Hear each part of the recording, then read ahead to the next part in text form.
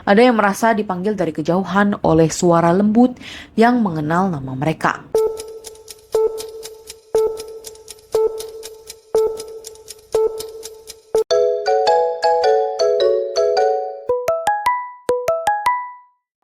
Halo teman-teman, balik lagi bersama aku Jenny di sini. Nah, hari ini aku akan membawakan kisah tentang salah satu tempat paling misterius dan menyeramkan di dunia, yaitu hutan Aokigahara di Jepang.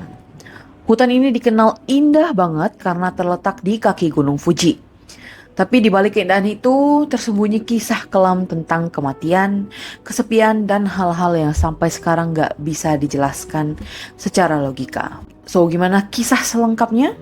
Yuk, langsung aja kita mulai kisahnya. Aokigahara terletak di prefektur Yamanashi, Jepang, tepat di barat laut dari Gunung Fuji. Dari luar, hutan ini tampak seperti surga, dipenuhi oleh pohon-pohon hijau, lumut tebal, dan jalur wisata yang rapi. Tapi begitu kamu melangkah lebih dalam, suasananya akan berubah drastis. Cahaya matahari sulit menembus dedaunan, udara jadi dingin, dan setiap langkah terasa seperti sedang diawasi.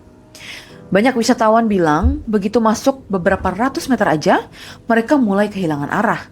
Bukan karena tidak hafal jalan, tapi karena kompas di sini tidak berfungsi dengan normal. Diakibatkan karena medan magnet dari bebatuan vulkanik di bawah tanah Gunung Fuji, yang bisa mengacaukan jarum kompas. Bahkan sinyal GPS pun kadang sering hilang total. Makanya banyak orang yang tersesat dan tidak pernah keluar lagi. Tapi gimana bisa hutan seindah ini punya reputasi segelap itu? Semuanya berawal dari sejarah Jepang kuno. Di zaman Edo, ada tradisi mengerikan yang bernama ubasute, yaitu ketika keluarga terlalu miskin untuk merawat anggota yang sudah tua atau sakit parah, mereka akan dibawa ke gunung atau hutan terpencil, lalu ditinggalkan sampai mati di sana. Konon, salah satu tempat yang sering digunakan adalah daerah di sekitaran Aokigahara ini. Nah, sejak saat itu, hutan ini dipercayai dihuni oleh banyak roh-roh yang tersesat, yaitu mereka yang mati sendirian dan tidak pernah dimakamkan dengan layak. Namun reputasi hutan bunuh diri ini baru benar-benar melekat setelah tahun 1960-an. Semuanya berawal dari sebuah novel yang berjudul Kuroi Jukai, karya Seicho Matsumoto. Seiko apa Seicho ya? Dalam cerita itu, sepasang kekasih datang ke Aokigahara untuk mengakhiri hidup bersama-sama. Novel ini sangat populer saat itu, dan tanpa diduga banyak orang yang menirunya di dunia nyata. Sejak saat itu pun angka bunuh diri di Aokigahara ini meningkat drastis setiap tahunnya. Bahkan yang lebih parahnya nih, ada buku lain yang dirilis tahun 1993 yang berjudul The Complete Manual of Suicide. Buku ini dengan terang-terangan menyebut Aokigahara sebagai tempat yang paling sempurna untuk metong. Setelah itu, hutan ini benar-benar berubah menjadi simbol keputusasaan. Pemerintah Jepang sebenarnya sudah berusaha keras untuk menekan reputasi buruk ini. Sejak tahun 2004, mereka berhenti merilis data resmi tentang jumlah korban yang ditemukan setiap tahunnya. Tapi data lama sempat bocor. Nah, seperti pada tahun 2003 aja nih, tercatat 105 jenazah ditemukan di hutan ini. Dan setiap tahun, relawan tetap melaporkan menemukan puluhan tubuh baru. Entah itu tergantung di pohon atau sudah membusuk di balik semak yang tebal. Di sepanjang jalur utama, kalian bisa melihat papan-papan peringatan. Bertuliskan kata-kata penyemangat hidup seperti, hidupmu berharga, pikirkan keluargamu sekali lagi, jangan hadapi masalahmu sendirian. Tapi bagi sebagian orang yang datang ke sini itu, tulisan ini tuh udah sangat terlambat gak sih? Mereka tuh udah kayak punya pikiran buntu gitu loh. Nah, relawan pencari pun biasanya melakukan pencarian tahunan. Mereka berjalan berkelompok sambil membawa pita plastik warna-warni yang diikat di setiap pohonnya agar tidak tersesat. Kadang mereka juga menemukan tenda kecil, sepatu atau barang-barang pribadi. Tanda seseorang pernah tinggal di sana beberapa hari sebelum mengakhiri hidupnya. Ada juga yang meninggalkan surat perpisahan di batang pohon atau di tas mereka sendiri. Nah, beberapa saksi ini mengatakan bahwa hutan ini punya suasana yang tidak normal. Ada suara langkah kaki padahal tidak ada siapa-siapa. Ada yang merasa dipanggil dari kejauhan oleh suara lembut yang mengenal nama mereka. Bahkan alat elektronik pun seperti kamera atau perekam sering mati mendadak saat memasuki area tertentu. Salah satu cerita paling terkenal datang dari para petugas dan penjaga hutan. Mereka ini biasa melakukan patroli untuk mencegah orang melakukan tindakan nekat. Namun banyak di antara mereka yang mengaku mengalami hal yang aneh. Ada penjaga yang mendengar tawa anak kecil di tengah malam, padahal ia lagi sendirian. Ada juga yang melihat bayangan putih melintas cepat di antara pohon. Tapi ketika didekati, tidak ada siapapun. Beberapa mengatakan bahwa roh orang-orang yang mati di sana berubah menjadi yurei, yaitu arwah penasaran yang tersesat dan marah. Mereka dipercaya bisa menyesatkan siapapun yang punya pikiran negatif, membuat orang itu semakin ingin untuk mengakhiri hidupnya.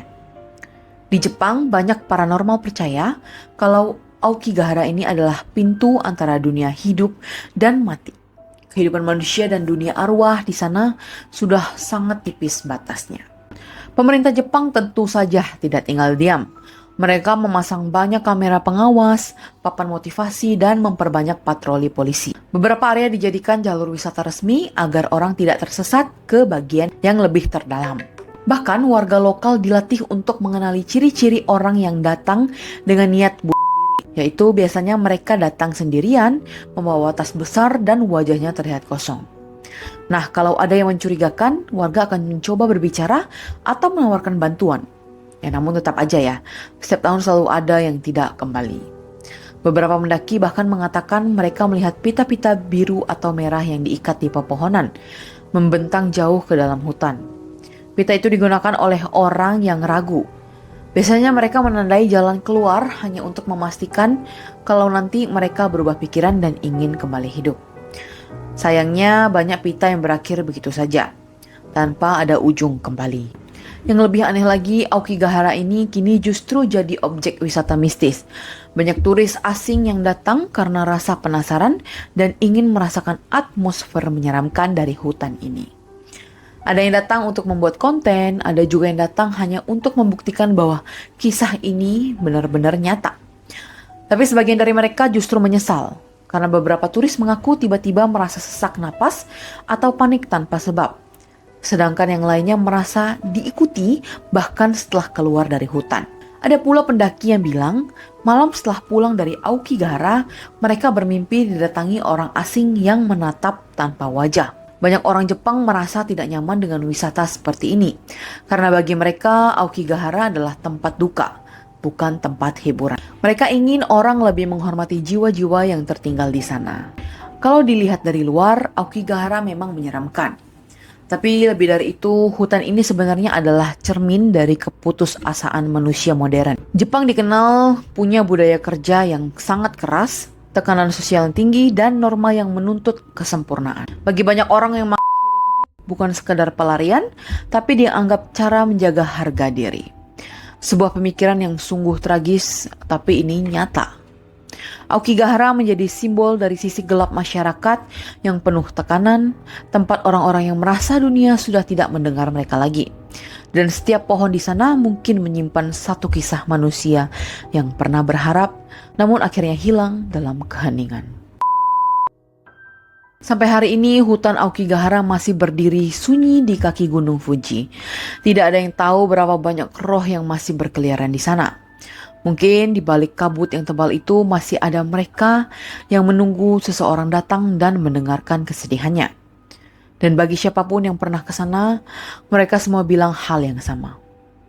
Aokigahara bukan hutan yang menakutkan karena mereka tidak terlihat, tapi karena ia membuat kalian bertemu dengan sisi tergelap dari dirimu sendiri. So, gimana menurut kalian tentang hutan Aokigahara ini?